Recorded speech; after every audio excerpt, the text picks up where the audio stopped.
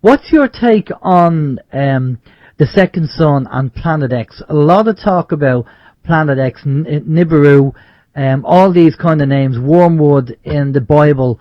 What's your take on that? Oh, it's coming. It's definitely coming. And, there is a timeline that I've been given, and the timeline, and I know this is subject to change based on what's going on out there, and I'll share with you something that I haven't shared before, but there is a timeline, and that is that mid-March, somewhere between the 16th and the 20th, the weather is supposed to get very, very extreme. And if it continues on its present trajectory, somewhere between the end of April and the beginning of May, we will all see it as it literally approaches and goes over planet Earth.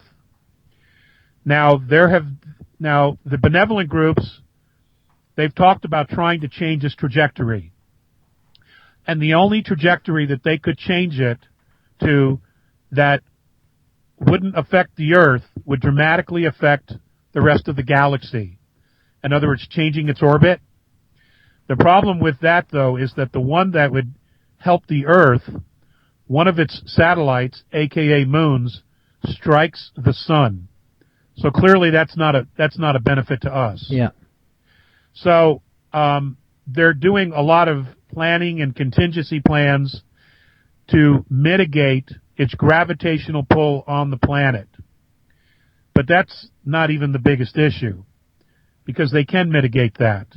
The biggest issue is it's got a million-mile trail of debris that our planet would go through at least 5 times over the next 5 years. Okay.